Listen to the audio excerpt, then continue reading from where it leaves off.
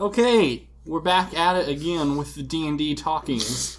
Here we are. Welcome to DiceCasters. This is Blake. James. Robbie. We are videoless because I'm an irresponsible young millennial. Damn straight. But, yeah. I'm proud of it. I'm proud of it, damn it. We're not ruining the housing market, at least. Oh. Hot take on real estate. Anyway, so today you're just going to have our sultry voices, and we're going to talk about just D&D. We're gonna just see where this whole D&D talking takes us. So, buckle your seatbelts. You're on for a journey. Close your mind. And open your butthole. A little too far. I meant to say close your eyes and open your mind, but I messed up. Close your mind and, and don't listen to other people's quote-unquote facts. I'm glad I did air quotes to the fucking microphone. Anyway, by the way, James, so there's somebody over there that wants to hear you this entire time. Yes, on the other side over of there. the room. I'm just going to stand like really close to it. You know what, that works too if you want to do that. I'll just lean back. And knock over shit. Knock over shit. Off to a great start. So when you guys are trying to come up with ideas and stuff, because we all, by this point, we've all DM'd. When you guys are coming up with ideas for things to do, what are maybe some shows or some games? Like, what's been stuff that you watch or listen to, whatever, to inspire you? Or what's something that you have watched just like, oh, I want to do something like that? I actually just found something in the 3.5 Monster Manual. I believe it was the Monster Manual, but the ant people, the Fremen? I was reading Formians. But Formians? I'm not sure how you pronounce it. No, Thycrene, that's something else. Oh. I mean, kind of similar, but still an ant creature, or insectoid. But, yeah, they have challenge rating from 1 to 17. The Queen's is 17, so you could base an entire campaign around that. And I mean, they are technically native outsiders, or they're from different realms, but it's a really easy one line of dialogue where they could just pop in, like, oh, somehow a queen teleported onto the material plane, and now you could just literally poop out a bunch of insectoids, and bam, you have a campaign. How do we fix this problem permanently? Do you have to go to their home planet? Yeah, so see, there's a Thycrene. Or there's a Formian and there's a Thycrene. Big differences. Notice the thorax and the leggies. Also, they got man hands, and then he's got dumb fingers and extra arm. I don't know. They're basically look like Thycrenes are That's fucking racist. They're distinct. They look the same. How dare you? They are totally not the same. That'd be like looking at a black man One's an outsider, and a China dog. The other one is just an insectoid humanoid. I'm trying to figure out where the Thycrene are from. Thycrene are from Thycronia. No. No, they're from any desert plain or potentially. They're fucking bugmen. They're from wherever the fuck you want. Why don't you tell me your secrets? Where are your favorite bugs from? You want bug people? I don't know. Bam, Thycrene on the material plane. Because I thought they're badass. Because I don't know why, but I wasted an hour of my life last night watching videos about the fourth dimension. And how is that where all those text messages came from? Yeah, no. So I don't know. For some reason, I was thinking it was crazy to. Or did you just watch Interstellar? No, I was watching a math video, and it's basically describing how mathematically fourth dimensions exists, but we just can't perceive it. But we do. We already have a fourth dimension. It's time. Yeah. Theoretically, that's like a guess. Time and space. Well, I mean, it's not really a guess. If it's a measured thing, we understand. We understand up, down, left, right, forward, back, and then it's the progression of our state within the universe is another dimension. Have you seen the movie where the shapes, it's about shapes living in a house? Flat World? Yeah. Yeah. So what I'm picturing is so a 3D object, when it passes through the 2D world, you can only see the 2D aspect of it. Yeah. Mm-hmm. So when a 4D object moves through a 3D world, you only see the 3D portion of it, and it'll just vanish from existence. That's exactly what you think. When you think about time, we think of it as you can go forward in time, you can go backward in time. But something, let's say a theoretical creature doesn't can perceive time all at once or in a completely different way than us.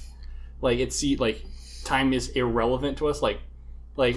We have a confine of we are not able to move in time in a specific way, whereas something else is like, oh yeah, I'm gonna go 400 minutes back real quick, and it just does it because it just can.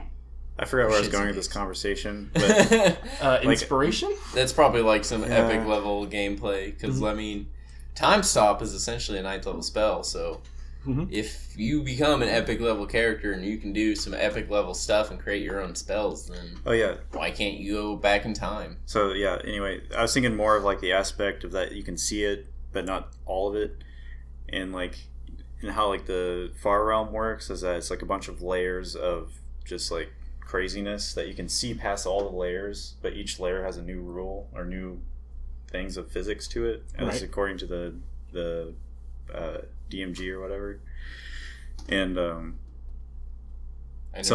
creatures that can walk through that and manipulate that and be native to it, I thought were interesting.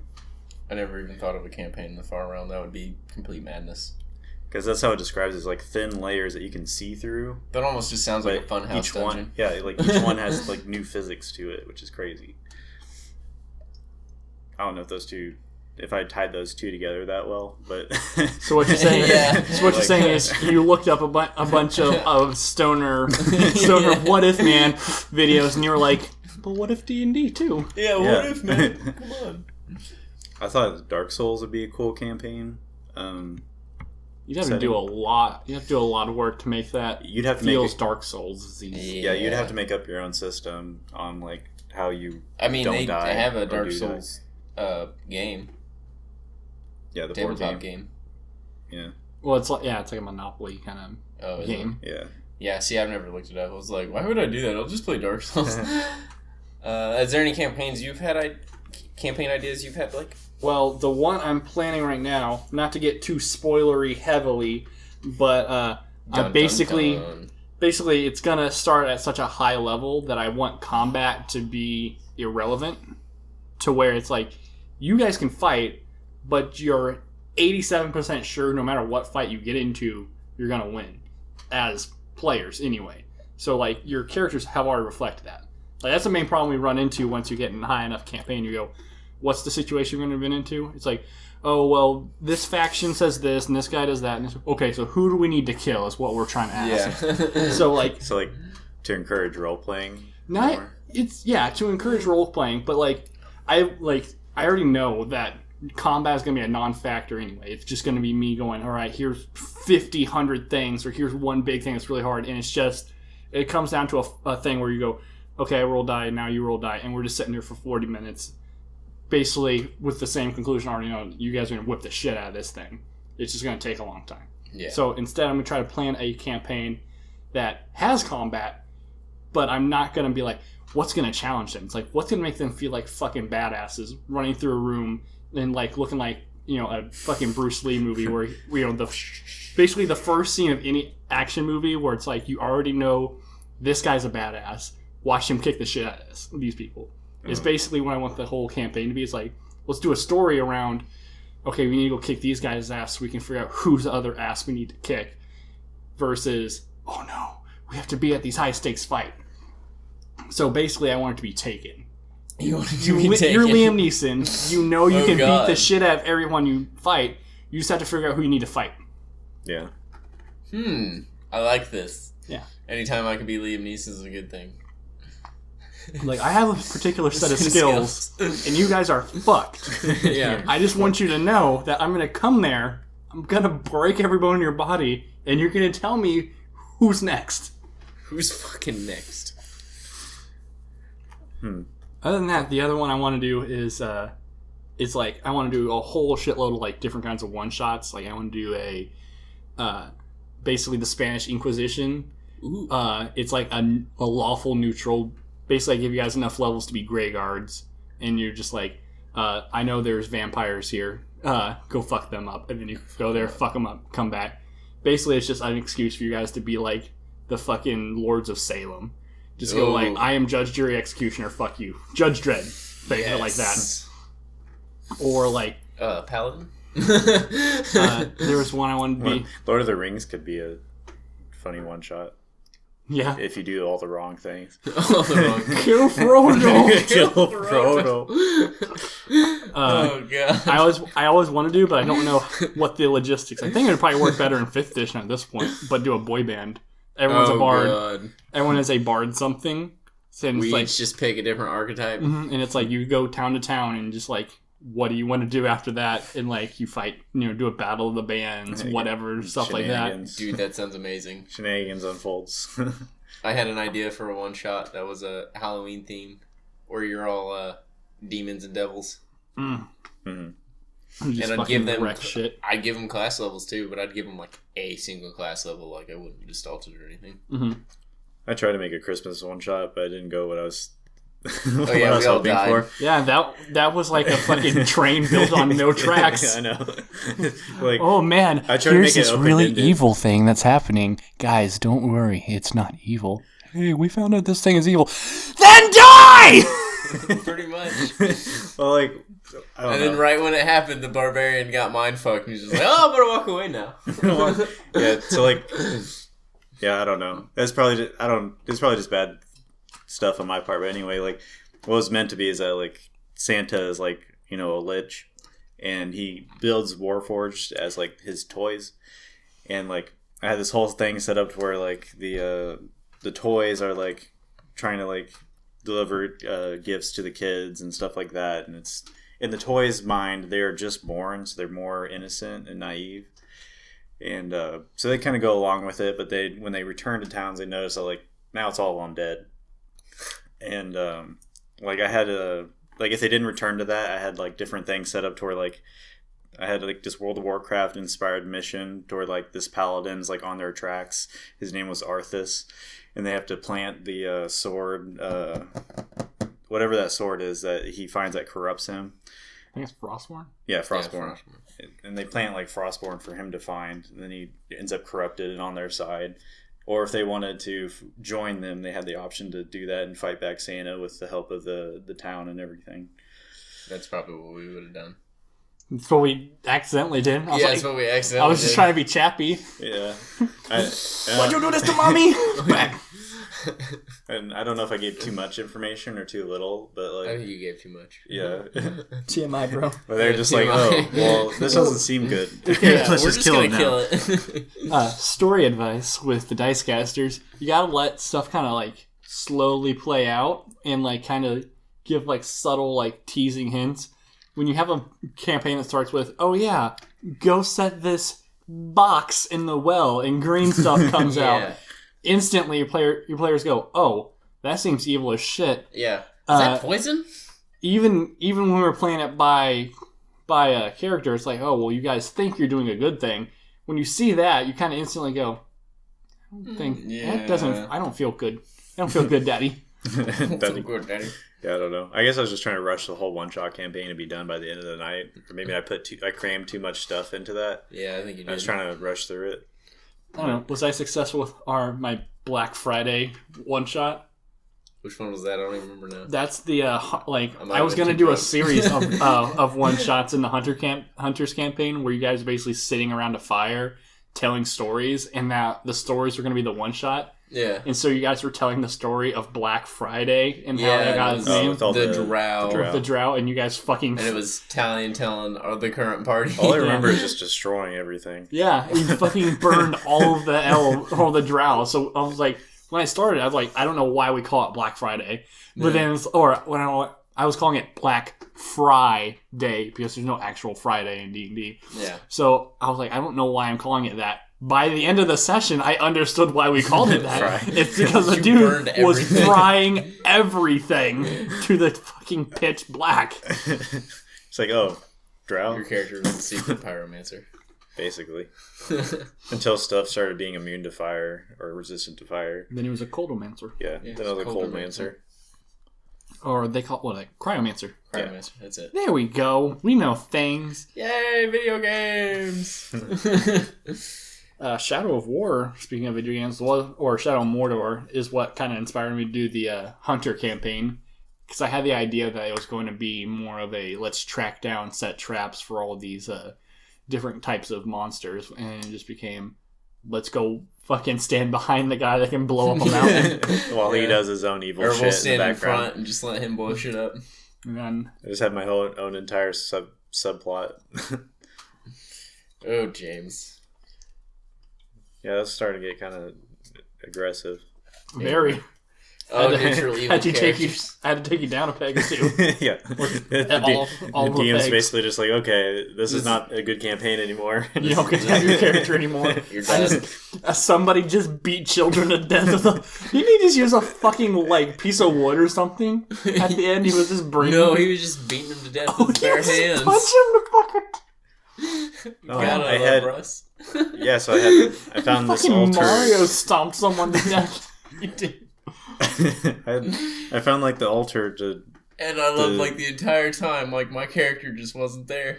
Oh, that'll happen. Yeah, I found like What the happened? altar to like worship the devil basically, and he's like I found out through like different checks that like, oh yeah, he really loves children sacrifices. So I'm like, all right, cool, let's set up a shop. I'll kill a child and appeal to him, and then I'll set up a baby farm of mind-washed victims to create more capital to give to. That was like the watching a devil. train wreck, right? And you just couldn't look away. You're like, oh my god. Is this happening? Is this happening? Or like the dude who's standing in front of the train trying to take a selfie with it, and you're like, that's gonna hit him. That's gonna. Oh god! Because the beautiful thing about you trying to do every evil thing you could possibly imagine was the campaign was meant to have a turning point to where where like the DM, me, framed your character. And basically, the rest of the party was going to have to go. No, wait, this doesn't seem right. Yeah. Something's up. Like, let's get to the bottom of this for real, guys. And then I was like, no, I don't even have to frame you. It's just gonna happen. I'm just gonna say what you did. Yeah, and the rest of the party's gonna back it up. Yeah. Oh god. But what are some good do's and don'ts when y'all play? Like, what do you do and what do you do not do when you play? I think Or in the DM. Yeah. As far as being a character goes, I think I'm going to try better to not derail the campaign. Luckily, it worked in that case because that was already within the scope of the story. But like, if it wasn't, like, imagine that'd be kind of annoying. There's only two types of derailing a campaign. It's either you like just went out of your way and you fucked it all over, or you just made more story for the DM to use. Yeah. To use against you. To use against you. I don't know. I would just say make sure you understand, like, as a DM, it's like you never want to make the players, or very rarely do you want to make the players feel like they're being like screwed. You don't want to make them seem like they're more watching a thing happen, and you're kind of sitting there going, "Isn't this cool?" And you're like, "No, I'm just watching this guy get his ass whipped." Something like that. Like, goes back to Team Stranglehold with the guy picking locks for everybody.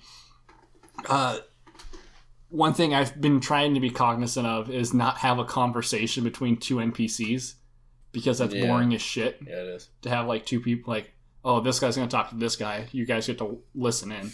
I think the only time it ever really worked was like the first session we did with the Dragon Ball campaign, where you stopped those two guards, and like I just was like, what is the most chaotic thing I can do to have them talk? And they just were like fighting amongst each other. Yeah. So I was just doing this and like fighting with myself. I can see if you're doing like a subterfuge mission and you're listening in through a door, then there's a good place for that. Yeah, that's where you're trying to have that happen, versus like if I was going to be like, oh, this guy is gonna like be the guy that you go to ask secrets, and he's gonna be like, come with me and I'll talk to my master. It's like, master, what about this? And he says to this guy, oh, this is an ancient secret. Oh, but you must tell. Like, and it just goes back and forth, and the player's just kind of sitting there and just, all right, I can't wait for this to be over so I can go build my altar. Yeah. I thought it was funny in our like whatever campaign, in between times from our main campaign or the Hunters campaign, where like there's like a teacher, and like Blake's expecting him to be like the super knowledgeable badass wizard who knows everything. He's like, to test this, I'm just going to cast sleep on him. He's probably going to negate it, whatever. No, he's like level 1 wizard, and he falls face first on the table. As soon as he walks in the room, I go, I cast sleep. And he's like, do you really? He's like, yeah. He's like, he passes out, bashed his fucking head on the corner of his desk on the way down. I'm like, oh no! Yeah, and he blamed it on Ned, and Ned went to the principal. I blamed it on the other kid. Yeah. Totally believe me. Oh, deception checks. Yeah. But, I'm pretty new to DMing, so I don't have a lot of experience yet. But I think what I've been trying to do is like provide avenues to do optional stuff or to leave things open, but at the same time leave a general, I guess, track on the roads. So if there's not any clear direction, they can follow that, but they also have the freedom to go to other things. Mm-hmm. One thing I don't ever want to do as a DM is introduce a magic item that'll potentially corrupt a player and make them change alignments. Okay. Because I think that's one of the reasons Alex left and quit playing with us, was because once you introduced that armor, like, that armor was dope. Yep. He was warned. But he kept playing with it, and we kept telling him, hey, it's evil, hey, it's evil. Mm-hmm. And once his character got taken away, he only showed up for like 2 or 3 sessions after that, and then he just kind of left. Well, he showed up for a couple of sessions until I more or less punished him for not playing his character like a thing that would want to live to see the end of Sunday. Yeah, I mean, I don't know. More like was just obsessed with his magic item because it was badass. And I mean, that is kind of like a player fault. Mm-hmm. But I'm never going to introduce that to you guys because I know that. Because in my mind, I was introducing like a fucking Horcrux or like, a thing, a cursed item that gets, it's another wrinkle into the game, and you guys get to go purify it and try to save him, as opposed to, oh, well, I guess I'm just gonna be evil now. Yeah. I think you should definitely avoid taking away the autonomy of the player. Like, you must do this or you must do that. Mm-hmm. There are mind control effects in the game, and that is what it is. But like, just trying to avoid that the best you can, I guess. Mm-hmm. But sometimes if someone just ignores all the common sense clues, then stuff happens. Like when I was playing Neo, like at the time, I was like a little upset just because it seems like all the odds were stacked against me, and like I was basically forced to have my character killed. But then later, thinking about it, I realized, like, 1, I knew that there's going to be a psionic hunting portion of the campaign. Mm-hmm. 2, I know it was meant to be good. And 3, I was pretty much fucking with what everyone else wanted to do. Pretty much. So like, I realized that's probably going to be coming. That's why, like, I always tried, like, both the options I was trying to give you for your character was going to be, like, something where you can go, well, this is what's happened to him, as opposed to, well, it's gone now. Yeah. I was like, oh, well. Yeah, blue pill, red pill. I actually had blue pill, red pill, green pill. Green pill was get fucking erased. One was getting turned into one of I was basically going to, like, have Ethan make an anti-party. And this might still be free ammo for you. But basically, Guarthos was collecting old player characters. Like, he was going to get Neo, like, turn him into a fiend. He gets, what's his name, Jouffre. And then, like, 2 other people that may have Nothing gone can stop Jouffre. Yeah. Like, just those 2, like, those are, like, his 4 horsemen of the apocalypse. Oh, God. But he decided to take the route of just making Neo immortal. But more or less passive. Yeah. God, you were so fucking evil in that. It was ridiculous. Yeah, it was pretty bad. Yeah. I thought it was kind of funny when Russ was like trying to be my ally in the worst way imaginable.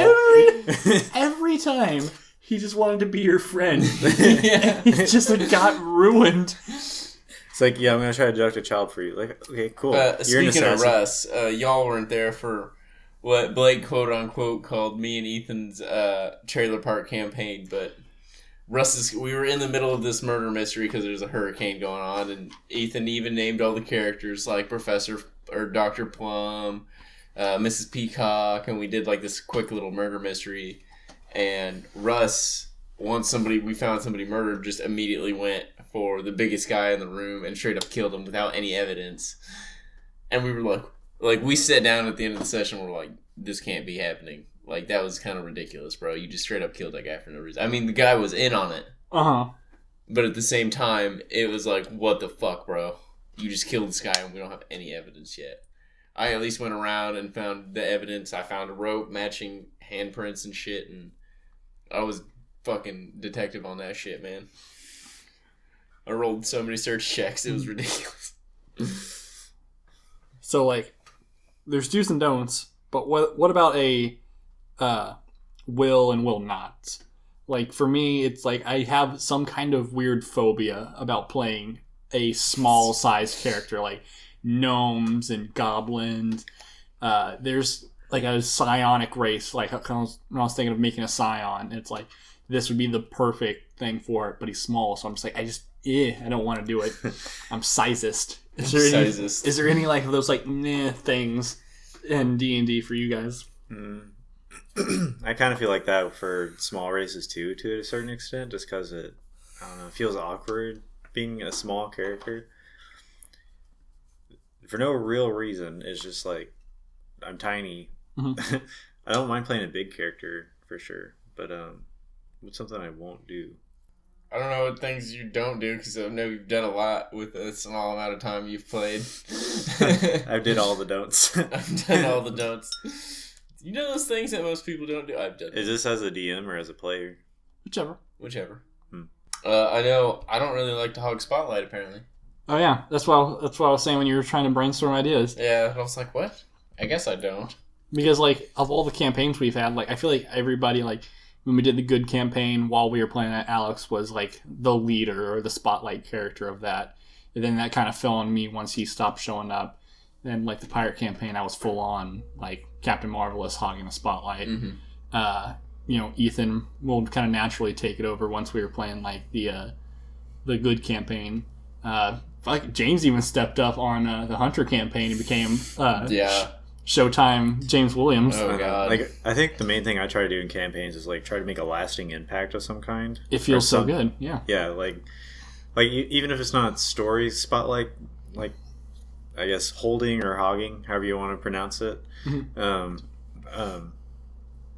Like I just want to do something that like stays or something that impacts the world, and like I didn't know how to do that in the Hunter campaign because it just seemed like a weird fit. Well, it kind of just seemed like I'm a mercenary, like an expendable thing that's only there for a short time until I move on. And so, like, I don't know. I kind of set up shop and just became evil incarnate. You try to develop a character, then that's fine. I guess I just don't hog spotlight. I just go in, I'm like, yeah, I'm going to do my thing, and then I'm going to fucking bail. Mm-hmm. I would say, like, that's why I play a lot of rogues and Rangers. Yeah. Rangers and just really understated guys. Yeah. I'd say with Riven, or not Riven, with Neo, I did always have the intention of to where like it to go where the campaign ended up to basically where you guys are immortal warriors throughout time, where you guys keep getting resurrected to fight when you need to fight, but like. Without you guys understanding that, it does kind of leave that vacuum. It's like, what is my character actually doing right now? Like, he needs to have some kind of purpose. So, that could be a little piece of advice. Make sure you, as a DM, you have it. Yeah, you at least know what the player wants out of the campaign too. Yeah, and it's always probably good to just have like a session 0 and just. Kind of just say like, this is my campaign setting. Mm-hmm. What is your character?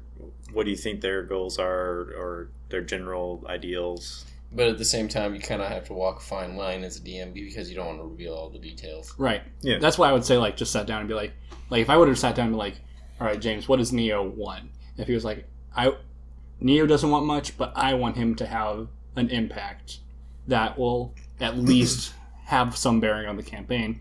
Because then I at least would have given him more hints to where it was going, as opposed to me just being like, ooh, I'm gonna leave this succulent little treat for the last 3 sessions. Yeah.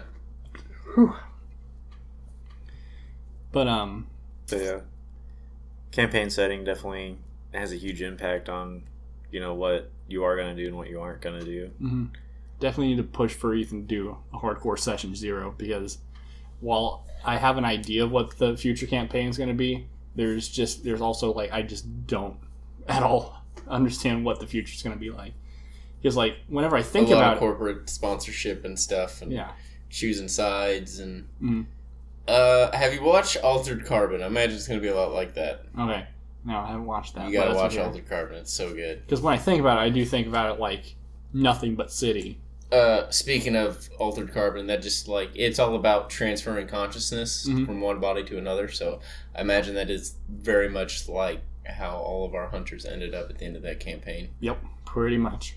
That's like literally the main dude's stick. Is that he jumps in different bodies? Yeah, as he jumps in different bodies, and he's a warrior of old.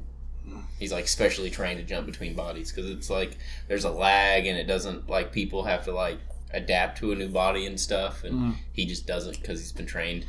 So yeah, I was actually people stealing my ideas because that was gonna my ideas, and they put a whole TV show in production about it. Exactly, because there's the way that it the way that it kind of happened in my campaign is where basically a mind flayer who's like a really powerful dude has made a way to where he can basically take a brain, eat that, go, okay, I understand all about this person's or not even eat it, I would say more like sucks on it like a good old Jolly Rancher jawbreaker, sets it aside, spits that person's mind into somebody else's mind, and then keeps doing that over and over until he has made that person into another body, and basically just keeps like proliferating himself across the world. But he's just like the ultimate mama bird. That same technique of doing that was used in an R.A. Salvatore novel, and I was like, you motherfucker! I had that idea first. Even though you wrote this in the 80s or the 90s. No, that was a brand new book. Like I literally had this written out before I had listened to that. And I was like, motherfucker.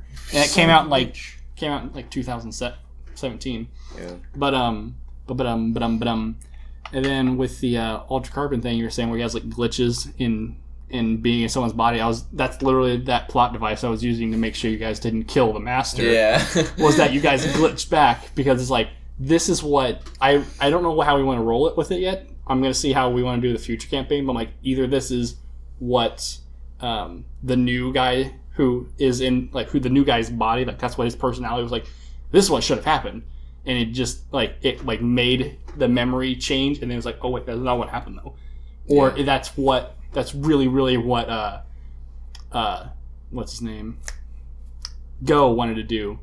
And because we tried to kill the master, I swear to God, it felt like 10 times. Like we did that for at least like an hour. Yeah. And arriving at the point, just was like, I'm grabbing a drink and I'm just sitting down and I'm watching the show.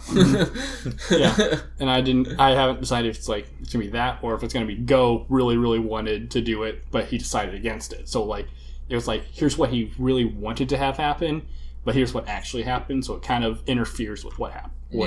What the guy's perceiving. Kind of the same way they do it in Assassin's Creed, where they with the Adamant. That's where I got the Adamus, and if they die, it's desynchronized. It wasn't the right memory. Yeah, that desynced. Y'all desynced. God damn it, Go! You can't kill this guy. You can't even break his stuff. Speaking of do's and don'ts, or Ethan just texted me I think a couple days ago. He said, "How come you've never made a factotum?" Which I knew exactly what he was talking about.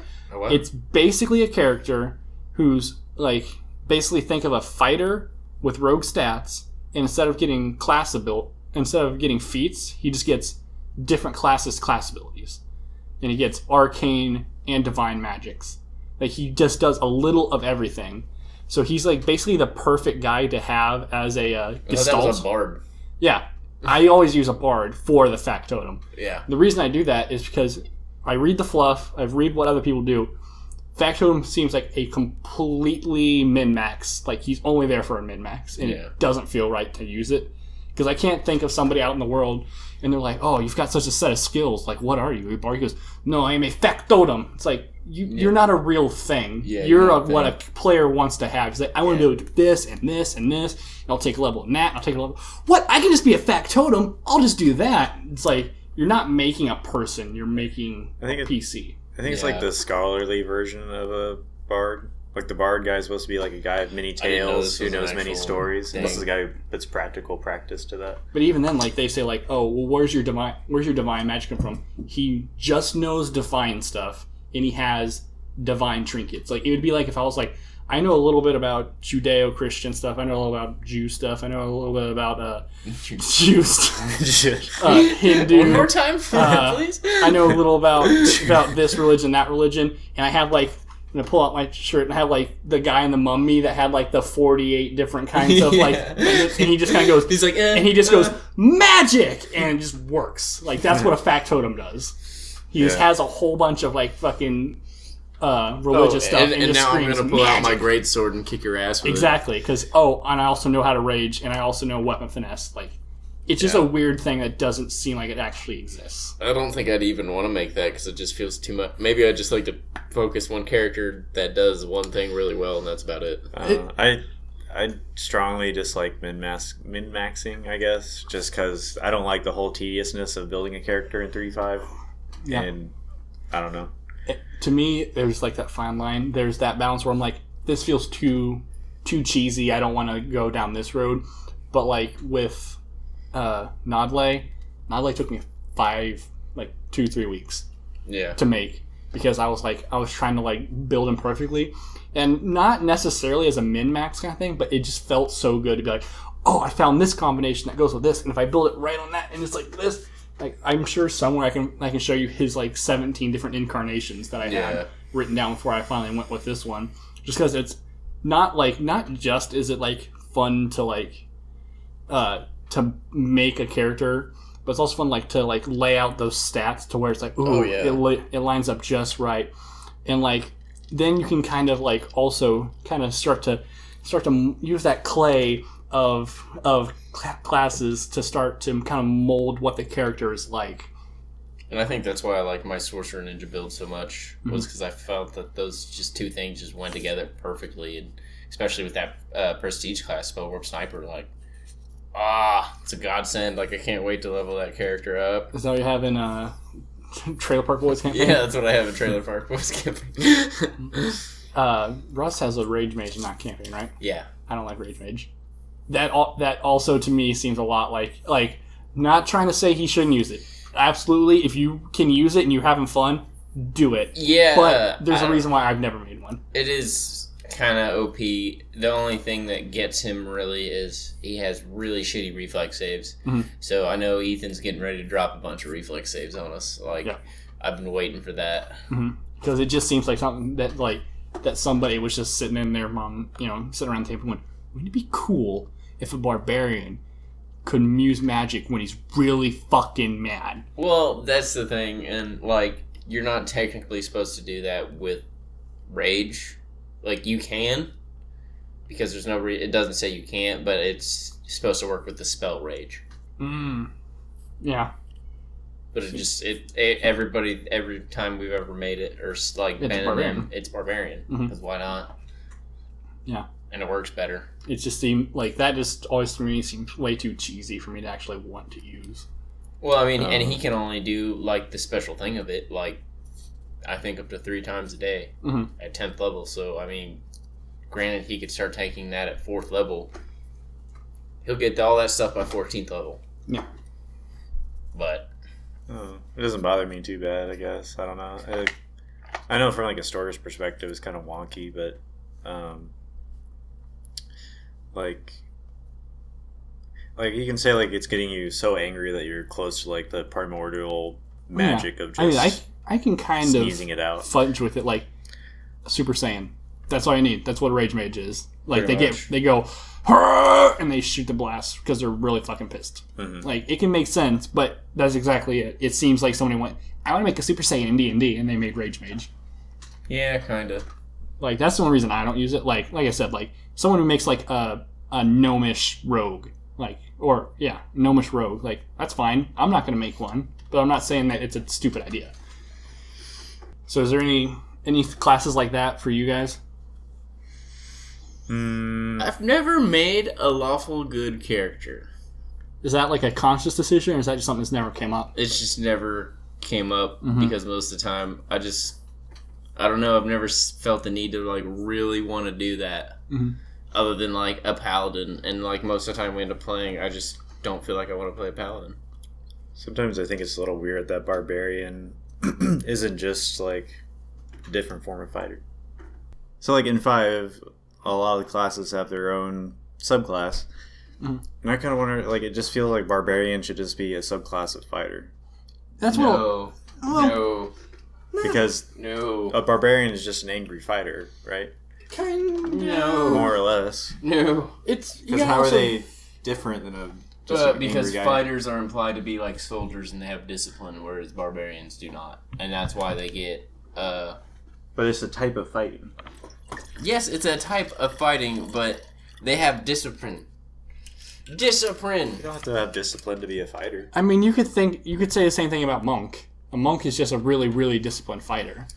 You could say the same thing about ranger. Ranger is just a fighter that's in touch with nature. Yeah. Yeah, but a monk like manipulates like the body's energy, you know? Sometimes. Like ki. Sometimes. Not all of them. Sometimes they just punch you really hard in the face. I know. But Some of them I can don't use know. quiver, or some will use cribbing palms. Some are just really good at jujitsu. Right? Some don't use their fists at all. Some are like, I'm gonna use this fucking bow staff like a G. Mm-hmm. Yeah. Sometimes some of those just feel like specializations of a fighter. Yeah. Well, that's how it was in really early editions. It was like you can be a fighter, you can be a mage, you can be a Wasn't it an alpha class? yeah, you can be like it was kind of, they were wonky, but basically it's like you can be a fighter, and being a fighter, you could also be like a subsection that was barbarian, because it was like, what kind of fighter are you? You're this, that, and that, because they had more like sections and stuff like that. Yeah. But now it's kind of set up to where it's like you also have to go with what the fluff of that backstory is. A fighter is like a well-trained soldier, or it can be a guy who, you know, does sit-ups and, you know, does reps and fights at the gym and like kind of has taught himself. Whereas a barbarian can be like an honorable warrior that's, you know, prowled the lands with like his traveling herd and like uses his, you know, natural instincts when he's fighting. Or it can be somebody who's just savage. Yeah, someone who's just a savage. He was raised by wolves. Mm-hmm. Like we also have to bring up the character aspect of them. Yeah. So just like Sticking's like, they're just that. Yeah, I don't know. It's just something I was reading the other day. I'm like, barbarians do kind of seem like a subclass of fighter. I don't know. They get rage. I know. It's a whole thing, man. Just a fighter that's angry. That's the whole thing, They bro. ditch their training and just go like savage. It's not I'm not meant to start an argument. I just bringing it up. Debates on why barbarians are awesome. It's a thought experiment. I mean, fighters are awesome too, but that's why fighters and barbarians always have gone well together for multi-classing and stuff. Because But making like a barbarian mage kind of sucks. like you can like dropping down into multi-classing. You know, you can think that two ways. Like you could be like, I'm 5 levels in fighter, and I take my 6 in barbarian. Like, what does that actually mean? It's like that's a well-trained soldier who has decided to learn how to use his instincts in battle and to like use the natural fucking aggression and stuff in a controlled way, versus a level 5 barbarian that's taken a level in fighter. Yeah. That's a guy who's, you know, all his life has been like, you run as fast as you can, you tackle it to the ground, and you hit it until it stops moving. Yeah. And then he like, you know, somebody's, wait, let's come over here. Think about it like this. And it's like, what if you ambushed it? What if you put this trap down? It's like, oh. And then like, you know, this barbarian's now kind of gotten an extra level of training to his insane rage. Of awesomeness. Yeah. And touching up on alignments, I feel like it is hard to play an alignment that isn't close to who you are in real life, I guess. Yeah. Yeah. I would say it's always hard to play extreme alignments. So like, and that means true neutral, chaotic evil, and lawful good.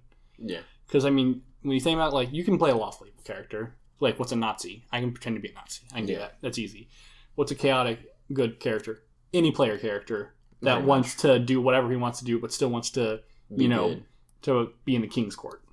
Everything in between there is basically also a player character. It's like, I want to rob from this guy, but I also want to be able to like smooth talk the ladies. So I want to be able to murder this guy without actually like having my character actually have to feel remorse for it.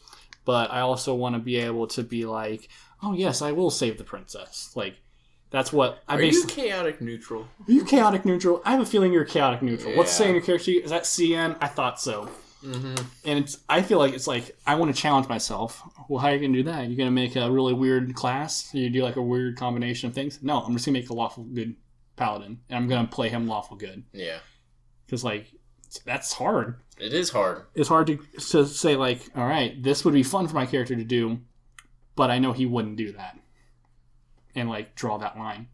Like, That's probably why I've never played a lawful good character. Mhm. It's just because I've never really sort of gotten into roleplay until a lot recently. And yeah, I think now would probably be a good time for me to actually play a paladin. Mhm. Because if I'm going to play lawful good, I guess I'll play the lawful good. Yeah. I mean, and, you know, chaotic evil. Like, what is that? It's fucking Jouffre. I went out there when I made No, you went Jouffre. out there. Because I didn't want to be, like, said it 100 times, I didn't want to be an evil person. They're like, we're doing an evil campaign. I'm like, fine. I'm going all in. Yeah. Everybody be ready. And I was like, he's the most evil, the most chaotic thing I could think of.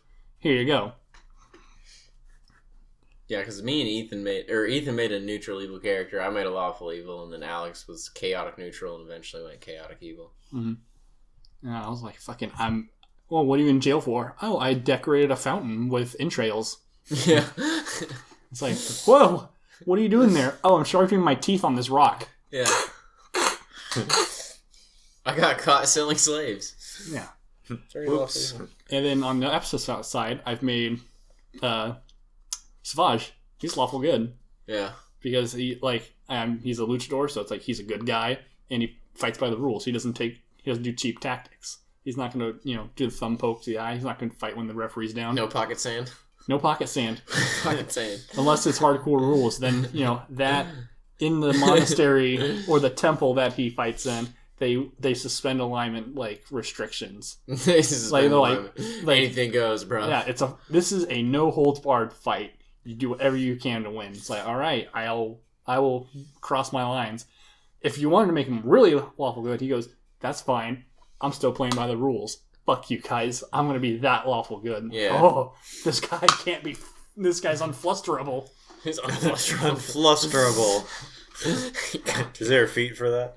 Speaking of There might be a luchadors and fighting in temples, you guys watched Lucha Underground yet? No, I You haven't. need to do it, Rob. I know you would like just it. finished Brotherhood, and I also finished Altered Carbon, which you need to watch. Okay, I will watch Altered Carbon if you start watching Lucha Underground. Okay, that's fair enough.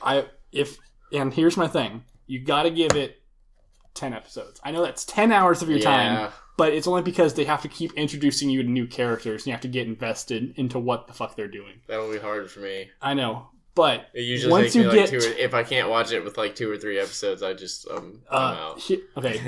Basically this. Once they introduce the second, once they get a new belt, once they get the new belt, if you haven't been like, you know what, this is ridiculous and awesome, that's fine. But all I'm saying is there's a match called Graver Consequences, because they had a match called Grave Consequences, but this is graver. Between a guy who has died and has the souls of 1,000 people who died in an apartment complex trapped into him, and a guy who's been chained to a radiator for years, fighting in a match where the objective is to put someone in a casket, and once their lid closed, you instantly die. You instantly die once the lid closes. And they're fighting, so one guy goes, I'm not punching this guy hard enough. I'm going to put on a chain mesh glove like they use at like fucking Subway to cut your sandwiches and punch this guy in the face some more. So then this guy gets, I'm getting beat up. I fell in the casket. The thing's about to close on me. What am I going to do? He punches through the lid of the casket and grabs the guy by the throat. God damn it. It's fucking amazing. I'm surprised you just haven't made a one shot where we're all monks and we have to be luchadors. I've thought about it. It's incredibly enticing, but it wouldn't work the way I would want it to. It would just be I stand here and punch, and it would look a lot more like a UFC it fight. doesn't have to be a punch. You could be like a roundhouse kick you in the face. Roll style. I would have to show everybody the 2 matches that Grog has in the pit. Yeah, probably only me and you would get that. Yeah, I'm like, you have think of it like this. This way is what you guys are doing. Otherwise, be like, I'm gonna use flare buffs. Yeah. Okay, I'm going to sway your bows too. That's a campaign I've wanted to do, but I'm just trying to figure out the logistics of how to do. I think that should be a good one shot. Mm-hmm. Like I would just do like it's a tournament. Like whoever wins gets the championship. Like, well, shit, we could probably do that in 5th edition, and then like because I know what Ethan's gonna make. I want to be Vegeta. yeah, I know he's gonna be Vegeta. I don't know what I'd if make. you tell him it's gonna be a luchador, he'll be like, I want to be Pentagon Dark. That's a Lucha Underground. He's got Cero Miedo, Cero Miedo. which means zero fear. Oh, that's dope. Yeah. He has a jersey and it says fear and it has 0. Oh, so that's why Jesus said that at work to me. Because I told him, I was like, I'll do this, no fear. And then he's like, Cero Miedo. It's like, what the fuck was that? He's like, you don't get it, bro. Oh, fucking Jesus, a cool guy. He is cool, man. Yeah, Pentagon Dark is a fucking, he starts off Pentagon Jr. He's basically Scorpion from Mortal Kombat. He's got a mask on and then he paints like the part of his face you can see as a little mariachi skull. It's fucking great. And he goes, Cero Miedo! And then he breaks your fucking arm. He went on a spree where every week he would interrupt a match between 2 people who don't matter and just break their arms. He went and like there was a match where like all 4 people had like it's like, oh, these are the men that Pentagon's broken their arms. So he's like, I'm gonna go and break their arms again. So he beats up 4 people. Anyway, so we're talking about some campaign ideas. That's a campaign idea I've always wanted to do. What about character ideas that you've wanted to do, or maybe just like a concept that you were like, oh, I've always wanted to try to get something done with this. Oh, man, that's probably my Game of Thrones campaign. Yeah. Like, I've made an outline. I'm waiting for everybody to make characters. I'd say I want to wait until I actually start writing things down when you guys have set characters. Like, I want to do this. And you have, like, it all written out so that way I can plan stuff a little bit better. Mm-hmm. And then, I don't know, go from there. Because I want you guys to experience everything that they do in the show with a twist. Right. I'm definitely going to be basically Brienne of Tarth, but with a wiener. With a wiener. Just be Brianna Tarth, dude. She's dope. I know, better to have girls, so I don't want to keep stepping on my own toes. Basically a 7 foot, fucking 7 foot tall bad motherfucker with like a little shithead squire. Okay, that's cool. Yeah. I'm not sure what I want to be yet, but I don't know. I haven't seen all the Game of Thrones, so as long as I don't get left behind in all the references. I'll send you some videos, because Game of Thrones does a lot of, with each season that they release on DVD, they do like a little backstory thing that they make the actors do. And it tells you about the, like Robert's Rebellion, tells you about the Blackfire Wars, or Aegon's Conquest. Yeah. And I mean, I'll send you guys a couple videos of that to help explain that, and I'll change up the story based on that. And I'll be like, watch this video, except when this guy said this, ignore that part, and change it with this. Yeah.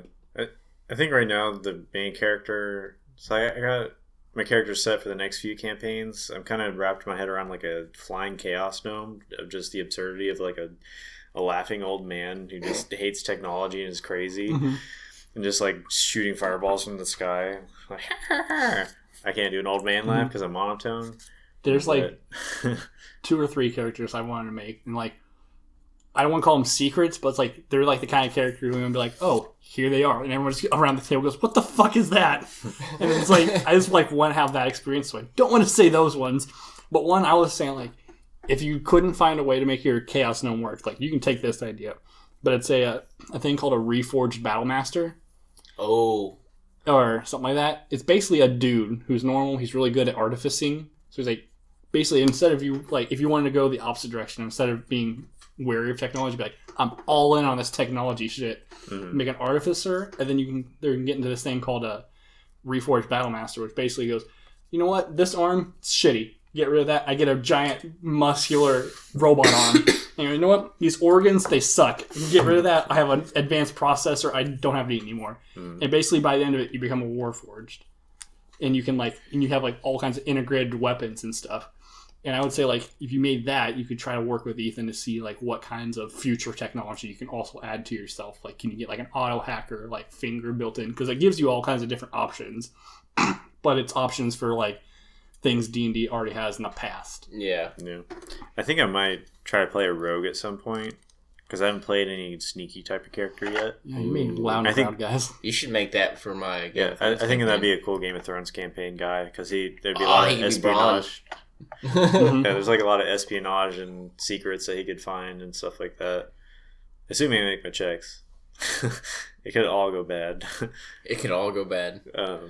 I mean, it's Game of Thrones, and I'm taking away, what is it, Resurrection with that. Yeah. Only the There's Fire God can do that. there's classes that revolve completely around like shadows, right? Like There's like hiding There's like Shadow Dancer, Shadow Mancer, yeah, Shadow Prancer, Shadow. I haven't seen Shadow Dasher. Shadowmancer. Shadow Are you Blitzen. just throwing shit out there? Because I know Shadow Dancer's a thing. he's throwing out the reindeers. Throwing the reindeers. The Dancer. Doc reindeers. The Shadow reindeers from Blanson. the Shadow Plane. But yeah, probably some kind of roguey thing with a mix of like shadowmancy or something to that effect. Do like night missions. There, That'd be cool. what's his name? Happy, that character, really good at shadows. He can do. I wouldn't say he's really good at shadows. I would say he's just good at illusion, probably. Well, I mean, he can shoot fireballs that like will kill people, but they're actually illusions. Like, Yeah, but they're he's so just- real they kill people. They're illusions. It's called shadow conjuration yeah. or It's shadow shadow evocation. evocation. He also has shadow conjuration, so you can make a shadow of a fucking sphinx come up and beat the shit out of people. Oh, that's cool. Like I didn't like anything about that character in our battle royale, but the one thing I did think was cool was when the frenzied berserker is in his like frenzy with negative 5,000 hit points, Yeah. and he just casts a sleep spell on him just to finish him off. Yep. It's like sleep. And he rolled really bad. Like, if he just would have rolled well, he still would have survived. Mhm. Yeah. In 5th edition, it wouldn't fucking fly. It's like, hey, it's hit points based. Oh, Yeah, you're I at know. negative 600? You're gone. You're Yeah, dead. you're going. That was like the most... Of I don't know why you did that. Like, you should have just let him fight, because that was the only thing that could have taken, I didn't want him to turn around Barbas. on any of my guys when Barnabas started flying. That was my only worry. But I was like, that most satisfying thing to have. Oh, wait. Sleep. Oh, dies. I thought it was really weird I killed Ethan in, like, one swing. I think something that we should Oh, all. with Kryn? Or who'd you kill? Yeah, I killed Corinne in one swing. I mean, he already taken damage, but I just was like, I walk up, I crit. Oh. I think one I'm sorry. thing we could all like practice is like to avoid like metagaming and stuff like that. I'm just Still saying, wait salt? for the next PvP. I'm planning something for I'm that. really glad that we have these potato chips right here because they are they're very Salty. light. They don't have any salt on them, but I think James is about to spew some salt out for us. Sure, why not? So yeah, we're on this battle royale.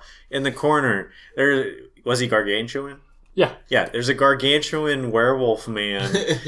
He is taller than all of us times like 20 or something like that. He's sky high. And in the opposite side of the corner, there's a guy with no weapons, like in his hands or anything. Everyone charges that guy. Instead of the giant fucking werewolf. Everybody goes Fuck that. because everybody at the table can go, yeah, he's dangerous, but I know someone else who's more dangerous. Yeah. Yeah, they know him. It's the guy who from can level mountains. Yeah, from other stories. Like they don't know he's that powerful outright. Like some of them do because they're in the same story. Ryven did. Yeah. Ryven knew Yeah, you. he's in the like, same I'm story, going so for so you. that makes sense. But like everyone, No, by everyone you mean Kryn. Ethan's characters. Kryn. Yeah. no, his characters, both of Robbie's. My guy, The only reason I killed you. Nexus went and came up to you was because Kryn was with him, and he was gonna team up with Kryn. I guess. He's like, I know Kryn. I'm going with that guy. I don't know anybody else. well, Kryn wouldn't know. And I either. hit- Yeah, Kryn Yeah, shouldn't Kryn have shouldn't known. have known. Kryn, that was total. We all agree bullshit. on that Yeah, I won't really say Bullshit. that your guy like. because I hit 10 people on the same turn I hit you. Yeah, like yours is more of like a He's he's hitting those just with another another thing. enemy. Mhm. Like so, I don't blame your characters at all, but like pretty much everyone else. Hey, Ryven was going after you. He's seen the shit you can do. Yeah, He knew. Yeah, and that makes sense. Like he fucking knows the shit my guy's capable of, but like everyone else should have been after the big werewolf dude. I don't know. Like that guy's intimidating. I really He's wish I should have huge. metagamed before that and just picked like my favorite enemy is Shape Changer, Mhm. so that way I could have got my skirmish on him and I could have like fucked Barnabas's day. Like the giant werewolf that could take no damage. If I was could've metagaming, fucked him I would up. have gone invisible and stayed invisible the whole game. Yeah, that would be really smart if somebody had done that. Yeah. Yeah, the guy who won. The guy who did that. Yeah, I think next time there should be a rule in place that you can only Wait be for the next invisible for so battle. long. No, that's No. that's what that. That's the whole point of Ask invisibility. how It sad only Robbie got lasts- throughout the entire fucking tournament because it started off. Oh invisible. yeah, yeah. Like I made a tournament set for these guys. Like it was meant to be DBD or DBZ style, and you guys fight all these people for magic items and stuff, and it'll be really cool. And Blake's like, no, I go invisible. And then like there's a giant centaur like fighting somebody. He's like, "Whoa, kidney shot. How much did you do? 68. He's dead." He's dead. I was like, fuck, man. I can't. It was great. The only thing like I I'm gonna eventually make got my- you guys was the endurance game when you ran out of spells. I'm gonna make my next character have like true sight or something like that. Yep. Just so I can hunt down whoever's invisible. The toughie. It's Nice a to find ways to toughie. do that. Some spell. It's called My magic. gnome wizard can do it. Well, I think we have talked for. Let us A check long that time. fucking time. This is going to be our first hour-long extravaganza of an episode. Yeah. So, thank you all for joining us. This has been the DiceCasters. I am Blake. James. Robbie! And we will see you Some other time, I suppose.